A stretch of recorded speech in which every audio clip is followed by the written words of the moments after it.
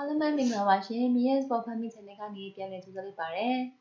။ဒီကနေ့ဝင်ပြပေးခြင်းတဲ့ဟင်းနေရာလေးကတော့တီးဆုံပက်ကလာဟင်းချက်နီးလေးပဲဖြစ်ပါတယ်။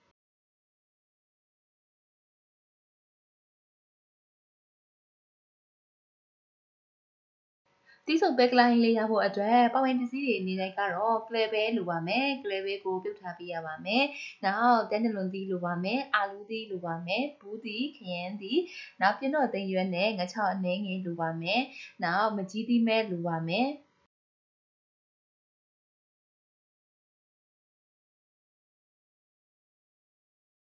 တီးဆုံပက်ကလာဟင်းလေးရဖို့အတွက်မကြီးမဲ့အနှင်းငယ်ကိုရေစိမ်ထားပေးဖို့လိုပါမယ်။နောက်ပြုတ်ထားတဲ့ကလဲပဲကိုထောင်းထားပေးရပါမယ်။တီးဆုံပက်ကလာဟင်းလေးချက်ဖို့အတွက်ပထမအဆုံးစီသက်ပါမယ်။အိုးထဲကိုစီနှဲငယ်ထည့်ပါမယ်။စီပူလာပါကကြက်သွန်ဖြူထောင်းထားတာလေးထည့်ပြီးတော့မှစနွင်းလေးနဲ့စီသက်ပါမယ်။စီတက်လေးမွေ့မွေ့လေးရပြီဆိုရင်တော့ထောင်းထားတဲ့ကလဲပဲထည့်ရပါမယ်။နောက်အရသာအတွက်စားဟင်းကမုံထည့်ပြီးတော့ခုနကထောင်းထားတဲ့ကလဲပဲလေးနဲ့ဆက်ဆက်အောင်မှွေပေးရပါမယ်။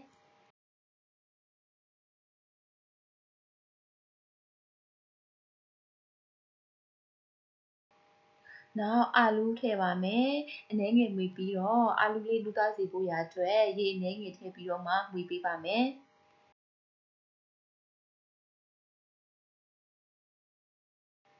အနံလေးမွေးလာပြီဆိုရင်တော့တအောင်ကြာအောင်ဖုံးအုပ်ထားပေးဖို့လိုပါမယ်။အနံလေးမွေးလာပြီဆိုရင်တော့ပါဝင်ပစ္စည်းတွေဖြစ်တဲ့ငါးချောင်းနဲ့တန်းတလွန်သီးဘူးသီးခရမ်းသီးစတာတွေကိုထည့်ပါမယ်။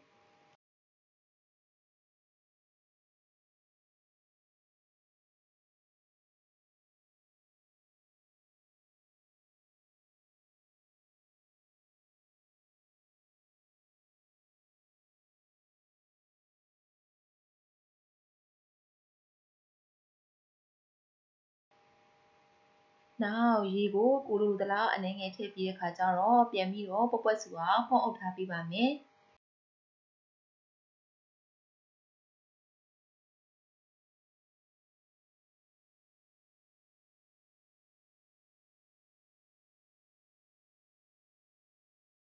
တီးဆုံပက်ကလာဟင်းလေးအခုလိုပွက်ပွက်ဆူလာပြီဆိုရင်တော့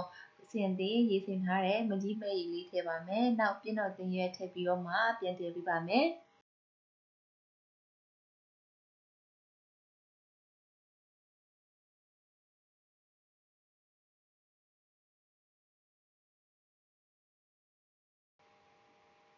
အခုဆိုရင်တော့အရသာရှိလာတဲ့တီးဆုံပက်ကလာဟင်းလေးရပါပြီ။အရသာရှိလာတဲ့တီးဆုံပက်ကလာဟင်းလေးကိုလက်ပြီးတော့မှချက်ပြုတ်ကြပါနော်။ဗီဒီယိုလေးကိုဆုံးဖြတ်ကြည့်ပေးရတဲ့ကျေးဇူးအများကြီးတင်ပါတယ်။ဗီဒီယိုလေးကမိမိတို့အကျိုးရှိရဆိုရင်တော့ like and subscribe နဲ့အားပေးတော့မလို့ပါနဲ့နော်။ပိုကောင်းတဲ့ဟင်းတွေနဲ့အတူတူပြန်လာခဲ့ပါမယ်။တတပါ